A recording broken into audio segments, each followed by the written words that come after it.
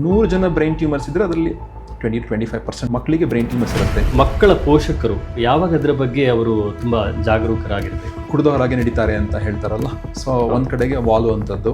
Over all ಮಗುವಿನ ಬೆಳವಣಿಗೆ ಆಗ್ತಾ ಇಲ್ಲ. ಇದು 1 ವರ್ಷದ ಮಗುವಿಗೆ ಇರ್ಬೋದು. ಫಿಟ್ಸ್ ಅನ್ನುವಂಥದ್ದು ನಾವು ಸರ್ವೇ ಸಾಮಾನ್ಯವಾಗಿ ಕಾಣ್ತೇವೆ. ಈಗ ಒಂದೇ ಭಾಗದಲ್ಲಿ ಫಿಟ್ಸ್ ಬರುವಂಥದ್ದು, ಅದನ್ನು ಫೋಕಲ್ ಸೀಜರ್ಸ್ ಅಂತ ಹೇಳ್ತೀವಿ. ಅದು ಬರುವಾಗ ನಾವು ಕಾಮನ್ ಆಗಿ ಸಸ್ಪೆಕ್ಟ್ ಮಾಡ್ತೇವೆ ಇದನ್ನು ಬ್ರೈನ್ ಟ್ಯೂಮರ್ ಇರ್ಬೋದು ಅಂತ. ಮತ್ತು ಮಾನಸಿಕ ಆರೋಗ್ಯ ಮತ್ತು ಬ್ರೈನ್ ಟ್ಯೂಮರ್ ಇದಕ್ಕೇನಾದರೂ ಸಂಬಂಧವಿದೆ? ಈಗ ನನಗೆ ಬ್ರೈನ್ ಟ್ಯೂಮರ್ ಬಂತು, ನಾನು ಇನ್ನೆಂತ ಮಾಡೋದು, ನನಗೆ ಜೀವನದಲ್ಲಿ ಎಂಥದ್ದು ಇಲ್ಲ, ನಾನು ಐ ಥಿಂಕ್ ನನ್ನ ಇನ್ನು ಮುಗೀತು ನನ್ನ ಟೈಮ್ ಅಂತ ಆ ರೀತಿ ಯೋಚನೆ ಬರಲಿಕ್ಕೆ ಶುರು ಆಗ್ತದೆ. ಈ ಎಲ್ಲ ಕಾರಣಗಳಿಂದ ಆ ಪೇಷಂಟ್ಗಳ ರಿಕವರಿ ಪ್ರಾಸೆಸ್ ಕೂಡ ಎಫೆಕ್ಟ್ ಆಗ್ತದೆ. ಈ ಬ್ರೈನ್ ಟ್ಯೂಮರ್ ಬರಬಾರದು ಅಂತ ಹೇಳಿದರೆ ಏನಾದರೂ ನಮ್ಮ ಜೀವನ ಶೈಲಿಯಲ್ಲಿ ಬದಲಾವಣೆ ಮಾಡಿಕೊಳ್ಬೇಕಾ? ಬ್ರೈನ್ ಟ್ಯೂಮರನ್ನು ಅವಾಯ್ಡ್ ಮಾಡಲಿಕ್ಕೆ ಯಾವುದೇ ರೀತಿಯಾದಂತಹ ನಾವು ಮಾಡಿಫಿಕೇಷನ್ಸ್ಗಳನ್ನ ಮಾಡ್ಕೊಳ್ಳಿಕ್ಕೆ ಆಗೋದಿಲ್ಲ.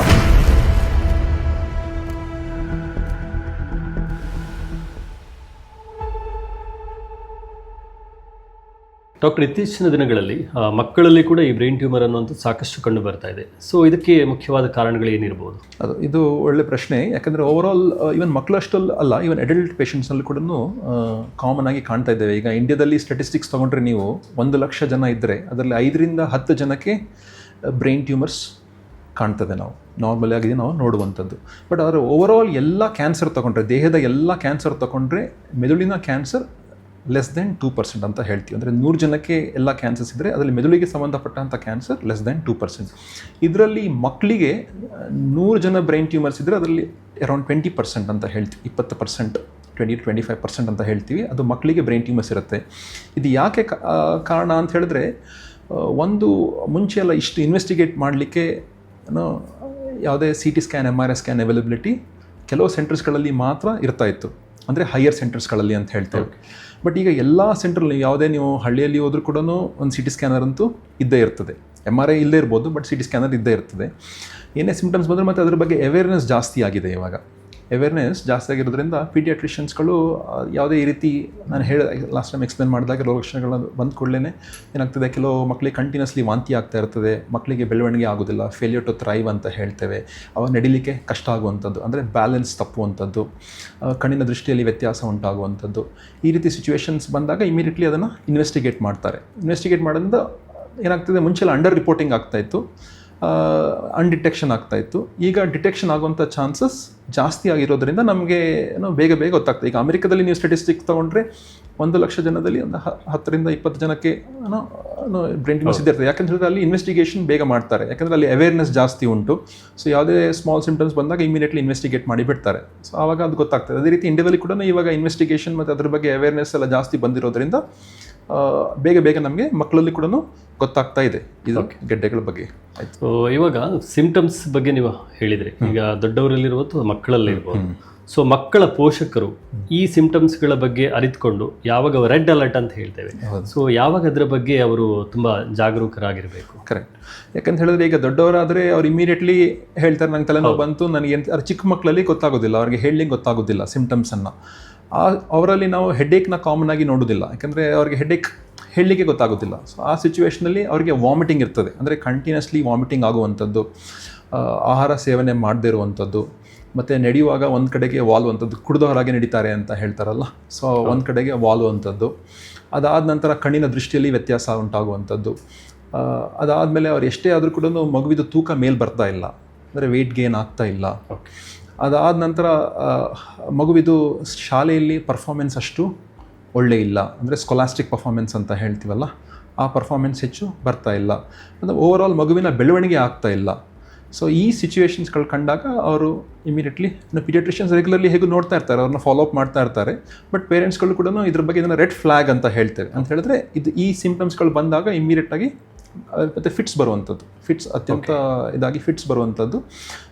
ಯಾಕಂದರೆ ಮಕ್ಕಳಲ್ಲಿ ನಾವು ಕಾಮನ್ ಆಗಿ ನೋಡೋದು ಹಿಂದಿನ ಭಾಗದಲ್ಲಿ ಮೆದುಳಿನಲ್ಲಿ ಬರುವಂಥದ್ದು, ಅಂದರೆ ನಡೆಯೋ ಬ್ಯಾಲೆನ್ಸ್ ಇಶ್ಯೂಸು ಮತ್ತು ವಾಂತಿ ಬರುವಂಥದ್ದು. ಬಟ್ ಮೇಲ್ಭಾಗದ ಮೆದುಳಲ್ಲಿ ಬಂದಾಗ ಫಿಟ್ಸ್ ಕೂಡ ಬರುವಂಥದ್ದು, ಇದನ್ನು ನಾವು ನೋಡ್ತೇವೆ. ಈ ಸಿಂಪ್ಟಮ್ಸ್ಗಳು ಬಂದ ಕೂಡಲೇ ಇಮಿಡಿಯೇಟ್ಲಿ ಪೀಡಿಯಾಟ್ರಿಷಿಯನ್ನ ಕನ್ಸಲ್ಟ್ ಮಾಡಬೇಕಾಗ್ತದೆ. ಅವರು ನೆಸೆಸರಿ ನೆಕ್ಸ್ಟ್ ಏನು ವ್ಯಾಲ್ಯೂಯೇಷನ್ ಮಾಡಬೇಕು ಅದನ್ನು ಮಾಡಿ, ಮತ್ತು ಅದರಲ್ಲಿ ಏನಾದರೂ ಕಂಡು ಬಂದರೆ ನಮಗೆ ನ್ಯೂರೋ ಸರ್ಜನ್ಸ್ಗೆ ಅವರು ರೆಫರ್ ಮಾಡ್ತಾರೆ. ಸಣ್ಣ ಮಕ್ಕಳಿಗೂ ಕೂಡ ಹುಟ್ಟಿದ 1 ವರ್ಷದ ಮಗುವಿಗೆ ಇರ್ಬೋದು, ಫಿಟ್ಸ್ ಅನ್ನುವಂಥದ್ದು ನಾವು ಸರ್ವೇ ಸಾಮಾನ್ಯವಾಗಿ ಕಾಣ್ತೇವೆ ಈಗ. ಸೊ ಇದು ಬರೀ ಫಿಟ್ಸ್ ಅಂತ ಇರ್ಬೋದು ಅಥವಾ ಏನಾದರೂ ಈ ರೀತಿಯ ಕನ್ವರ್ಟ್ ಆಗುವಂಥ ಚಾನ್ಸಸ್ ಇರ್ತದ? ಅದು ಕರೆಕ್ಟ್, ಇದು ಒಳ್ಳೆ ಪ್ರಶ್ನೆ. ಯಾಕೆ ಅಂತ ಹೇಳಿದ್ರೆ ನಾನು ಲಾಸ್ಟ್ ಟೈಮ್ ಹೇಳಿದಾಗೇ ಎಲ್ಲ ತಲೆನೋವಿಗೂ ಕೂಡ ಬ್ರೈನ್ ಟ್ಯೂಮರ್ ಅಲ್ಲ.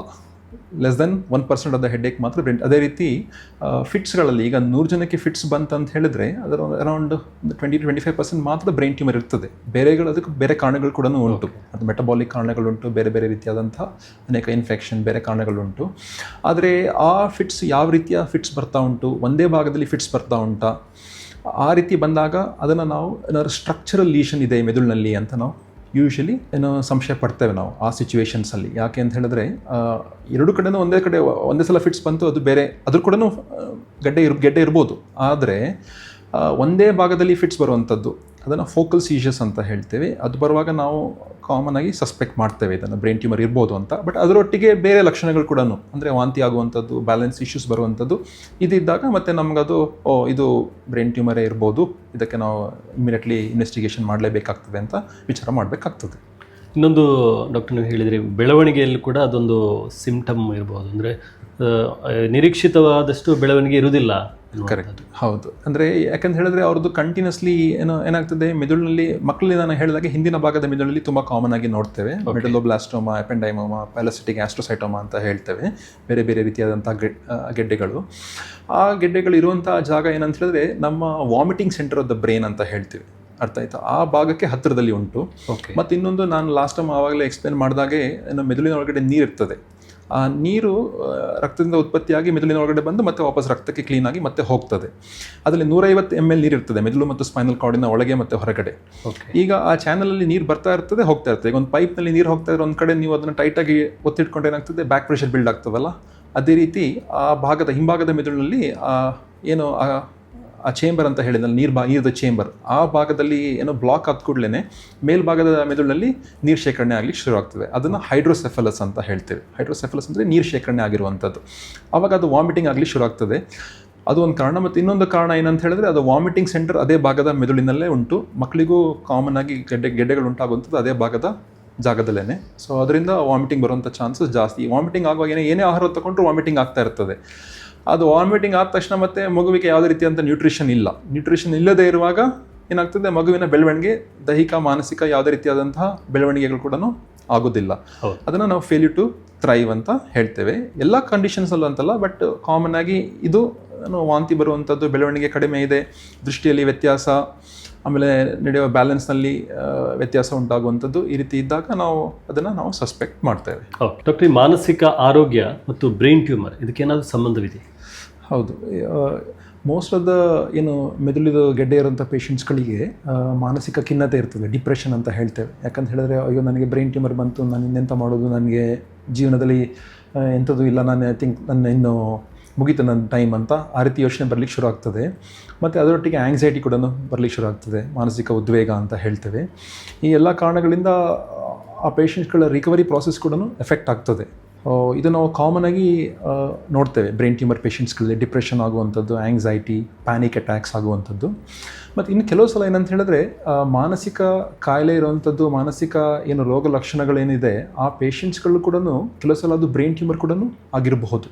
ಈಗ ಸಮ್ಟೈಮ್ಸ್ ನಾವು ಅಂದ್ಕೊಳ್ತೇವೆ ಕೆಲವರಿಗೆ ಆ್ಯಂಗ್ಸೈಟಿ ಆಗ್ತಾ ಉಂಟು, ಅಥವಾ ಡಿಪ್ರೆಷನ್ ಆಗ್ತಾ ಉಂಟು, ಮೇ ಬಿ ಜೀವನದಲ್ಲಿ ಬೇರೆ ಕಾರಣಗಳಿರ್ಬೋದು. ಈ ಕಾರಣಗಳಿಂದ ಈ ರೀತಿ ಆಗ್ತಿರ್ಬೋದು. ಅವರ ವರ್ಕ್ ಪ್ರೆಷರ್ಸ್ ಇರ್ಬೋದು, ಅಥವಾ ಫ್ಯಾಮಿಲಿಯಲ್ಲಿ ಸ್ಟ್ರೆಸ್ ಇರ್ಬೋದು, ಈ ಕಾರಣಗಳಂತ. ಬಟ್ ಕೆಲವು ಸಲ ಏನಾಗ್ತದೆ, ಈ ರೋಗ ಲಕ್ಷಣಗಳು, ಮಾನಸಿಕ ರೋಗ ಲಕ್ಷಣಗಳೇನಿದೆ ಅದು ಕೂಡ ಒಂದು ಬ್ರೈನ್ ಟ್ಯೂಮರಿನ ರೋಗ ಲಕ್ಷಣ ಆಗಿರಬಹುದು. ಸೊ ಅಂಥ ಸಿಚುವೇಶನ್ಸ್ಗಳಲ್ಲಿ ಎಲ್ಲದನ್ನು ನಾವು ಬೇರೆ ಕಾರಣ ಅಂತ ಅದನ್ನು ಅಲ್ಲಗಳೆಯೋದು ಬೇಡ. ಅದರೊಟ್ಟಿಗೆ ಬೇರೆ ಕಾರಣಗಳನ್ನು ನಾವು ಎವ್ಯಾಲ್ಯೂಯೇಷನ್ ಮಾಡಿ ನೋಡಿಕೊಂಡು, ಅವಶ್ಯಕತೆ ಇದ್ದರೆ ಮತ್ತೆ ಮೆದುಳಿದು ಸ್ಕ್ಯಾನ್ ಮಾಡಿ ತಿಳ್ಕೊಂಡು, ಇನ್ ಕೇಸ್ ಅದು ಯಾವುದೇ ಸ್ಟ್ರಕ್ಚರಲ್ ಕಾರಣಗಳಿಲ್ಲ ಅಂತ ಆದರೆ, ಅದು ಜಸ್ಟ್ ಫಂಕ್ಷನಲ್ ಅಂತ ಆದರೆ ಮತ್ತೆ ನಾವು ಸೈಕ್ಯಾಟ್ರಿಸ್ಟ್ಗೆ ನೆಕ್ಸ್ಟ್ ಅದನ್ನು ನೋಡಲಿಕ್ಕೆ ಹೇಳ್ತೇವೆ. ಸೊ ಇದು ಎರಡು ರೀತಿ ಕೂಡ ಉಂಟು. ಅಂದರೆ ಮಾನಸಿಕ ಕಾಯಿಲೆಗೆ ಕಾರಣ ಬ್ರೈನ್ ಟ್ಯೂಮರ್ ಇರ್ಬೋದು, ಬ್ರೈನ್ ಟ್ಯೂಮರಿಂದನೂ ಮಾನಸಿಕ ಕಾಯಿಲೆ ಉಂಟಾಗ್ತದೆ. ಸೊ ಅದಕ್ಕೋಸ್ಕರ ಮಾನಸಿಕ ಕಾಯಿಲೆ ಇರುವಂಥ ಪೇಷಂಟ್ಸ್ಗಳನ್ನು ನಾವು ಕೆಲವು ಸಲ ಬೇರೆ ಬೇರೆ ಏನಾದರೂ ರೆಡ್ ಫ್ಲಾಗ್ಸ್ ಇದೆಯಾ ಅಂತ ಚೆಕ್ ಮಾಡಿಕೊಂಡು ಅವ್ರನ್ನ ಇನ್ವೆಸ್ಟಿಗೇಟ್ ಮಾಡೋದು ಕೂಡ ಒಳ್ಳೆಯದು. ನಿರಂತರವಾದ ಮಾನಸಿಕ ಒತ್ತಡ ಅಂತ ಹೇಳ್ತೇವೆ. ಸೊ ನಿರಂತರವಾದ ಮಾನಸಿಕ ಒತ್ತಡದಿಂದ ಈ ರೀತಿ ಏನಾದರೂ ಬ್ರೈನ್ ಟ್ಯೂಮರ್ ಆಗುವಂಥ ಚಾನ್ಸ್ ಇದೆಯಾ? ಮಾನಸಿಕ ಒತ್ತಡದಿಂದ ಯೂಶಲಿ ಬ್ರೈನ್ ಟ್ಯೂಮರ್ ಆಗೋದಿಲ್ಲ. ಆದರೆ ಆ ಮಾನಸಿಕ ಒತ್ತಡ ಜಾಸ್ತಿ ಆಗೋದ್ರಿಂದ ಬ್ಲಡ್ ಪ್ರೆಷರ್ ಜಾಸ್ತಿ ಆಗ್ತದೆ. ಓಕೆ. ಬ್ಲಡ್ ಪ್ರೆಷರ್ ಜಾಸ್ತಿ ಆದ ಕೂಡಲೇ ಸ್ಟ್ರೋಕ್ ಆಗುವಂತಹ ಚಾನ್ಸಸ್ ಜಾಸ್ತಿ ಇರ್ತದೆ. ಅಂದರೆ ಇಂಡೈರೆಕ್ಟ್ಲಿ ಏನಾಗ್ತದೆ, ಸ್ಟ್ರೋಕ್ ಆಗುವಂಥದ್ದು, ಇವನ್ ಹಾರ್ಟಿಗೂ ಸಮಸ್ಯೆ ಬರುವಂಥದ್ದು, ದೇಹದ ಬೇರೆ ಭಾಗದಲ್ಲಿ ಕೂಡ. ಬಟ್ ಆದರೆ ಮೆದುಳಿನಲ್ಲಿ ಯೂಶಲಿ ರಕ್ತಸ್ರಾವ ಆಗುವಂಥದ್ದು ಅಂತ ಏನು ಪಾರ್ಶ್ವವಾಯು ಲಕ್ವ ಅಂತ ಹೇಳ್ತೇವೆ, ಅದರಿಂದ ಬರುವಂಥ ಚಾನ್ಸಸ್ ಇದೆ.